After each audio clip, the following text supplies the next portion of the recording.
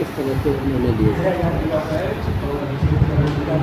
आज 11 बजे नगर निगम camp office पे कार्यकारिणी की बैठक संपन्न हुई, जिसमें सभी पार्षद उपस्थित रहे,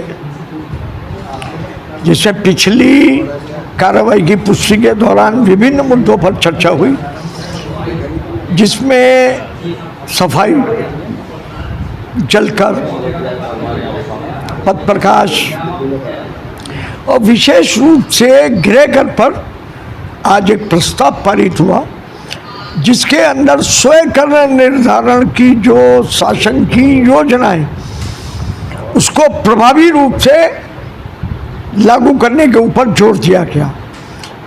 इसके अतिरिक्त जो GIS सर्वे है उसमें आ रही आपत्तियों के दृष्टिगत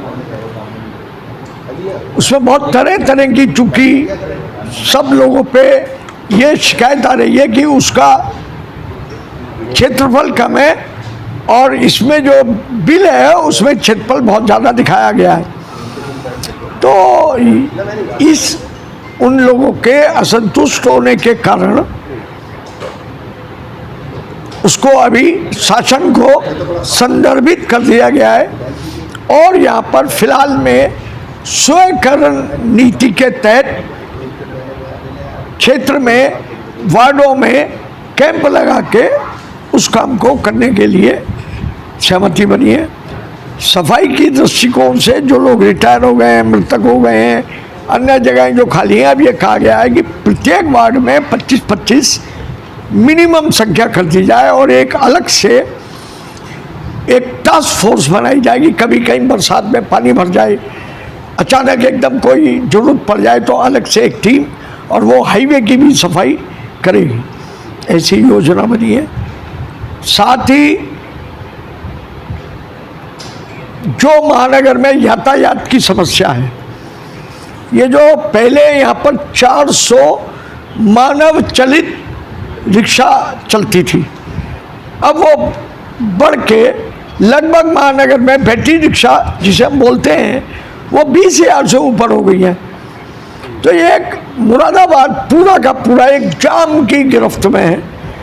कोई निकलने, बढ़ने, चलने, कोई नियम कानून, ट्रैफिक, कोई चीज़ अब रही नहीं। इस नाते उनकी संख्या को निर्धारित करने का आज एक प्रस्ताव पास हुआ है और उनको लाइसेंस लेना अब नगर निगम से अनिवार्य हुआ।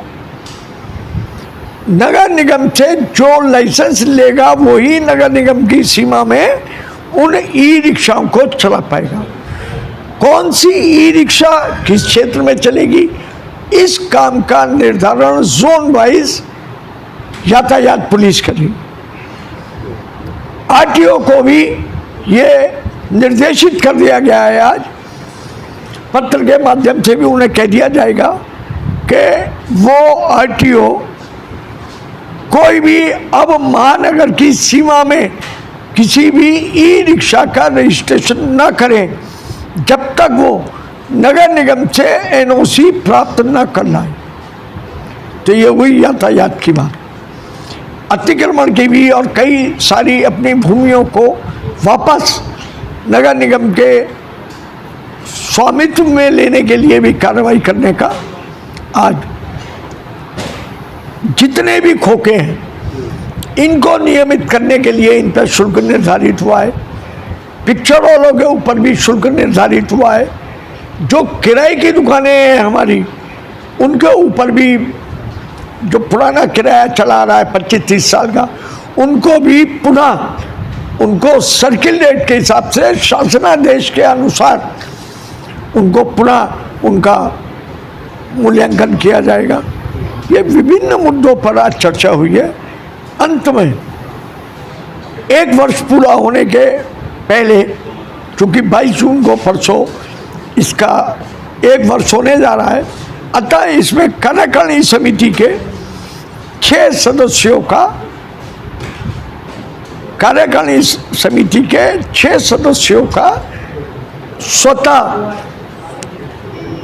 कार्यकाल समाप्त माना जाता है। तो उन 6 लोगों को 12 में से शलाका पद्धति के तहत नगर निगम की धारा 156 के अंतर्गत उनका 6 लोगों का शलाका पद्धति के अनुसार निकाल के उनका रिटायरमेंट किया गया है।